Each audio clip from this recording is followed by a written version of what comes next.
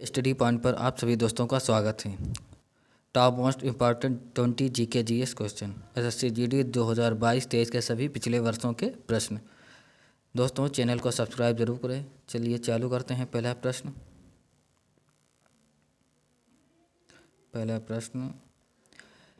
23वां, जैसा कि कल 22 तक करा चुके हैं। आज 23वां प्रश्न, निम्नलिखित में से कौन सी भाषा संविधान की 8वीं अनुसूची का हिस्सा नहीं है? डोगरी, फारसी, बोडो, संथाली।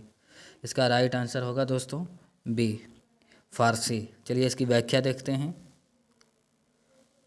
इसकी व्याख्या, संविधान की 8वीं अनुसूची में 22 भाषाओं का उल्लेख है। मैथिली, संथाली, बोडो तथा डोगरी को वर्ष 2004 में 92वें संविधान संशोधन द्वारा 8वीं अनुसूची में शामिल किया गया था। ठीक है दोस्तों, अगला क्वेश्चन, निम्नलिखित में से क्या भारत के सर्वोच्च न्यायालय के अधिकार क्षेत्र में नहीं है? ये 14/2/2019 पहली शिफ्ट में पूछा गया है। निम्नलिखित में से क्या भारत के सर्वोच्च न्यायालय के अधिकार क्षेत्र में नहीं है? कौन सी चीज़ नहीं है दोस्तों? परामर्श, वित्तीय, पुनर्विचार, मूल। इसका राइट आंसर होगा दोस्तों बी। इसकी व्याख्या देखते हैं। परामर्श, पुनर्विचार और मूल सर्वोच्च न्यायालय के अधिकार क्षेत्र में आते हैं। ठीक है दोस्तों,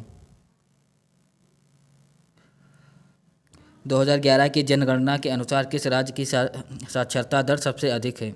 2011 की जनगणना के अनुसार किस राज्य की साक्षरता दर सबसे अधिक है? गोवा, मिजोरम, कर्नाटक, केरल।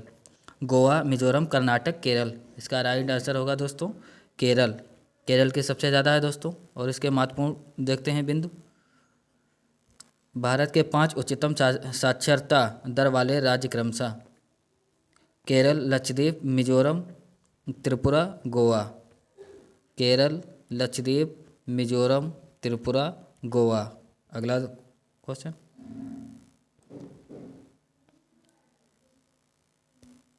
46वें संविधान संशोधन अधिनियम 2002 में भारत के संविधान में निम्नलिखित में से कौन सा अनुच्छेद दाखिल किया गया था? 46वें संविधान संशोधन में 2002 में भारत के संविधान में निम्नलिखित में से कौन सा अनुच्छेद जोड़ा गया था? 29 का ए, 56 का 3, 39 का ए, 21 का ए। इसका राइट आंसर होगा डी, 21 का ए। इसकी व्याख्या देखते हैं तो अनुच्छेद 21 का ए के अंतर्गत शिक्षा का अधिकार शामिल किया गया है। यह अधिकार 6 से 14 वर्ष तक सभी बच्चों के लिए निःशुल्क एवं अनिवार्य शिक्षा का अधिकार दिया गया है। अगला 27वां क्वेश्चन दोस्तों, देशों के बीच तेजी से एकीकरण को किस रूप में जाना जाता है? देशों के बीच तेजी से एकीकरण को किस रूप में जाना जाता है? 14/2/2019 शिफ्ट सेकेंड। वैश्वीकरण, निजीकरण, आधुनिकीकरण, उदारीकरण। इसका राइट आंसर होगा दोस्तों वैश्वीकरण। इसकी व्याख्या देखते हैं। इसकी, निजीकरण एक ऐसी प्रक्रिया है जिसमें क्षेत्र या उद्योग को सार्वजनिक क्षेत्र से निजी क्षेत्र में स्थानांतरित किया जाता है। निजीकरण एक ऐसी प्रक्रिया है जिसमें क्षेत्र या उद्योग को सार्वजनिक क्षेत्र से निजी क्षेत्र में स्थानांतरित किया जाता है। उदारीकरण का अर्थ ऐसे नियंत्रण में ढील देना तथा उन्हें हटा लेना है जिसमें आर्थिक विकास को बढ़ावा मिल सके। अगला क्वेश्चन दोस्तों, 28वां क्वेश्चन, राष्ट्रीय मानवाधिकार आयोग के बारे में निम्नलिखित में से कौन सा कथन सही है? 14/2/2019 शिफ्ट फर्स्ट। राष्ट्रीय मानवाधिकार आयोग के बारे में निम्नलिखित में से कौन सा कथन सही है? उसकी सत्ता स्वरूप में केवल सिफारिश है। उसमें 10 सदस्य हैं। मुंबई में इसका मुख्यालय स्थित है। उसका अध्यक्ष सर्वोच्च न्यायालय में आसीन न्यायाधीश होना आवश्यक है। इसका राइट आंसर होगा दोस्तों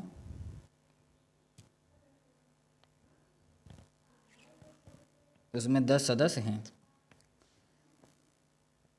नहीं, गलत हो गया सर। इसका ए होगा, ए। उसकी सत्ता स्वरूप में केवल सिफारिश संयुक्त पूर्वक है। व्याख्या देखते हैं इसकी दोस्तों। इस इसकी स्थापना 12 अक्टूबर 1993 को हुई। इसका मुख्यालय दिल्ली में है। इसमें एक अध्यक्ष सहित 7 सदस्य होते हैं। 7 सदस्य, एक अध्यक्ष और 7 सदस्य, सारे 7 होते हैं इसमें। अगला, पंचायती राज संस्थाएं किस संशोधन के अंतर्गत अस्तित्व में आई हैं? पंचायती राज संस्थाएं किस संशोधन के अंतर्गत अस्तित्व में आई हैं? 42वां और 43वां संविधान संशोधन, 73वां व 74वां, 63वां 64, 46वां 47वां संविधान संशोधन। इसका राइट आंसर होगा दोस्तों बी, 73वां 74। इसकी व्याख्या देखते हैं दोस्तों। पंचायती राज संस्थाएं 73वां 74वां संविधान संशोधन अधिनियम द्वारा अस्तित्व में आई। इस संशोधन को 1992 में संशोधित किया गया। 24 अप्रैल को राष्ट्रीय पंचायती राज दिवस के रूप में मनाया जाता है। नेक्स्ट,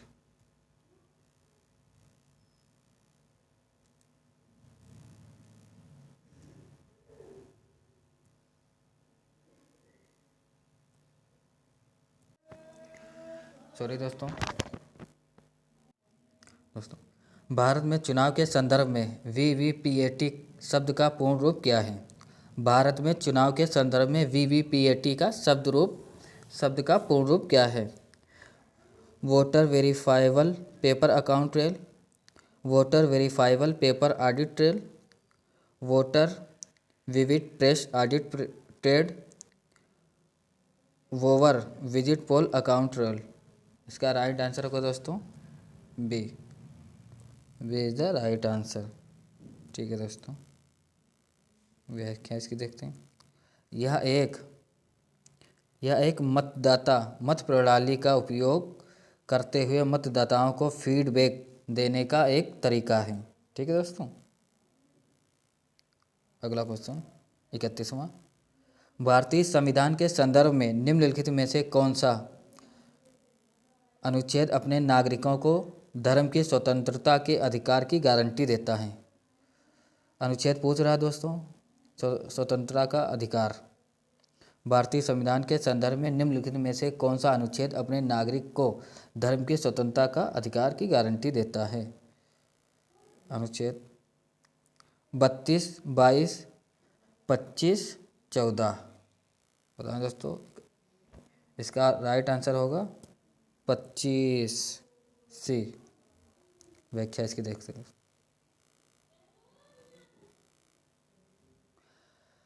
अनुच्छेद 32 संवैधानिक उपचारों का अधिकार है। यह अनुच्छेद भारत के प्रत्येक नागरिक को संविधान द्वारा मान्यता प्राप्त अन्य मौलिक अधिकारों को लागू कराने के लिए सर्वोच्च न्यायालय के समकक्ष याचिका दायर करने का अधिकार देता है। अनुच्छेद 22, यह अनुच्छेद गिरफ्तार किए गए किसी भी व्यक्ति को ऐसी गिरफ्तारी के कारणों के विषय में यथाशीघ्र सूचित किए बिना हिरासत में नहीं रखा जाएगा, ना ही उसे कानूनी परामर्श से वंचित किया जाएगा। ठीक है दोस्तों। अगला क्वेश्चन,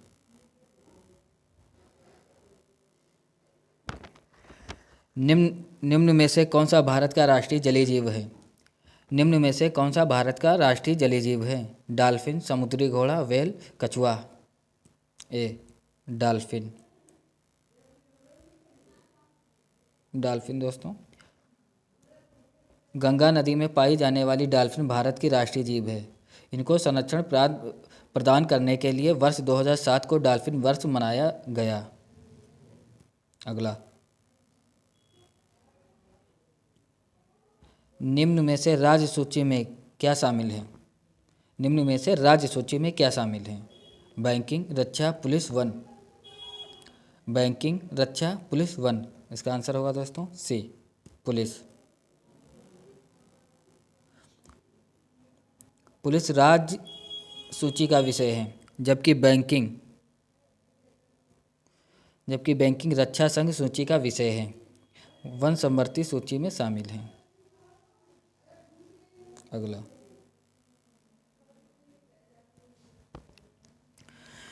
निम्नलिखित में से क्या भारत के संविधान की विशेषता नहीं है? भारत के संविधान की विशेषता नहीं है। मूल अधिकार, सत्ता का विभाजन, एकात्मक प्रणाली, संघीयता। दोस्तों एकात्मक आपको आंसर तो दिख ही रहा होगा। इसकी व्याख्या देखते हैं। जबकि मूलभूत अधिकार सत्ता का विभाजन तथा संहिता भारत के संविधान की विशेषता है। ठीक है दोस्तों। अगला 35वां क्वेश्चन।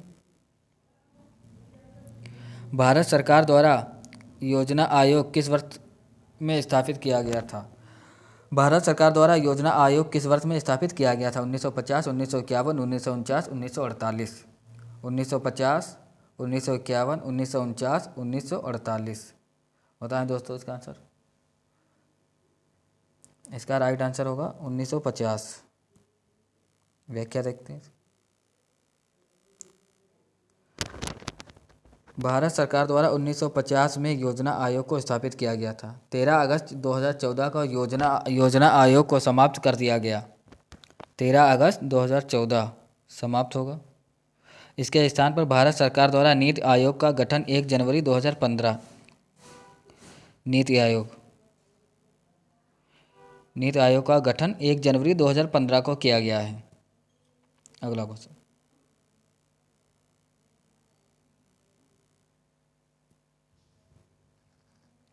सच्चिदानंद सिन्हा के स्थान पर भारत की संविधान सभा का अध्यक्ष कौन था? सच्चिदानंद सिन्हा के स्थान पर भारत की संविधान सभा का अध्यक्ष कौन था? महात्मा गांधी, जवाहरलाल नेहरू, राजेंद्र प्रसाद, वल्लभ भाई पटेल। आंसर होगा राजेंद्र प्रसाद। व्याख्या देखते हैं इसकी दोस्तों। डॉक्टर सच्चिदानंद सिन्हा के स्थान पर भारत के संविधान सभा का अध्यक्ष राजेंद्र प्रसाद को बनाया गया था। ठीक है। जवाहरलाल नेहरू भारत के प्रथम प्रधानमंत्री थे। ठीक। वल्लभ भाई पटेल को भारत का प्रथम उप प्रधानमंत्री बनाया गया था। अगला क्वेश्चन। भारतीय संविधान में मौलिक कर्तव्यों को कौन से संशोधन द्वारा शामिल किया गया था? 56वें, 14वें, 25वें, 42वें। इसका राइट आंसर होगा दोस्तों 42वें।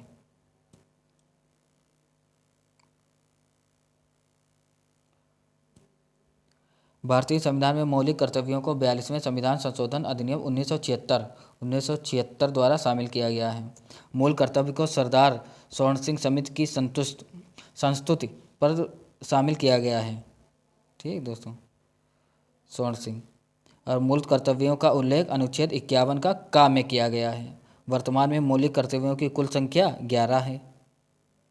11। अगला।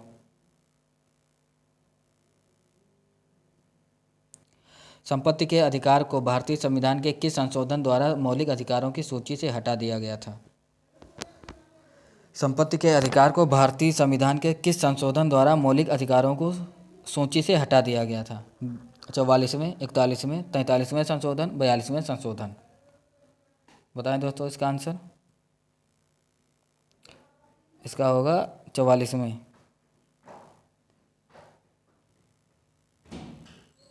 इसका उल्लेख 300 का कामे वर्णित है। अनुच्छेद 300 का कामे वर्णित है। संपत्ति का अधिकार अब एक वैधानिक या विधिक अधिकार है। वैधानिक या विधिक अधिकार है। ठीक। अगला क्वेश्चन। भारत की रियासतों के एकीकरण में किसने निर्णायक भूमिका निभाई थी? भारत की रियासतों के एकीकरण में किसने निर्णायक भूमिका निभाई थी? डॉक्टर APJ अब्दुल कलाम, सरदार वल्लभ भाई पटेल, TT कृष्णमूर्ति, मोतीलाल नेहरू। इसका राइट आंसर होगा दोस्तों B, सरदार वल्लभ भाई पटेल। सरदार वल्लभ भाई पटेल। भारत की रियासतों के एकीकरण में सरदार वल्लभ भाई पटेल ने निर्णायक भूमिका निभाई थी दोस्तों। अगला क्वेश्चन। भारतीय संविधान में पहला संशोधन किस वर्ष में किया गया था? बहुत ही बढ़िया क्वेश्चन दोस्तों। यह 19/2/2019 शिफ्ट फर्स्ट में पूछा गया है। बढ़िया क्वेश्चन पूछा गया दोस्तों। 40वां क्वेश्चन है। 20 क्वेश्चन आज कराने हैं दोस्तों। भारतीय संविधान में पहला संशोधन किस वर्ष में किया गया था? 1950, 1951, 1947, 1948। इसका राइट आंसर होगा दोस्तों 1951। 1951 दोस्तों। इसकी व्याख्या देखते हैं। भारतीय संविधान का पहला संशोधन वर्ष 1951 में किया गया था। इस संविधान संशोधन में अनुच्छेद 31 में 2 उपखंड 31 का 31 खा यानी कि 31 का और 31 का खा जोड़ा गया। अगला क्वेश्चन दोस्तों, सेकंड लास्ट क्वेश्चन, निम्नलिखित में से किस परिस्थिति में भारत में स्वतंत्रता के मौलिक अधिकार को कम किया जाता है? 18/2/2019 शिफ्ट थर्ड SSC GD। निम्नलिखित में से किस परिस्थिति में भारत में स्वतंत्रता के मौलिक अधिकार को कम किया जाता है? राष्ट्रीय आपातकाल, राज्य का आपातकाल, वित्तीय आपातकाल, महामारी आपातकाल। इसका राइट आंसर होगा दोस्तों ए, राष्ट्रीय आपातकाल। इसकी व्याख्या देखते हैं दोस्तों। इसकी व्याख्या देखते हैं। राष्ट्रीय आपातकाल युद्ध या बाह्य आक्रमण या सशस्त्र विद्रोह के कारण लगाया जाता है। राष्ट्रीय आपातकाल अनुच्छेद 352 के तहत राष्ट्रपति द्वारा लगाया जाता है। वित्तीय आपातकाल में भारत या उसके किसी क्षेत्र में वित्तीय स्थिति खतरे में होती है तब लगाया जाता है। ठीक है। भारतीय संविधान में कितनी अनुसूचियां हैं? 13, 12, 11, 14। इसका राइट आंसर होगा दोस्तों 12। लास्ट क्वेश्चन, भारतीय संविधान में 12 अनुसूचियां हैं जबकि मूल संविधान में 8 अनुसूचियां थीं। दोस्तों जिसने भी चैनल को सब्सक्राइब नहीं किया सब्सक्राइब कर दें दोस्तों। धन्यवाद, मिलते हैं नेक्स्ट अगली क्लास में। धन्यवाद दोस्तों।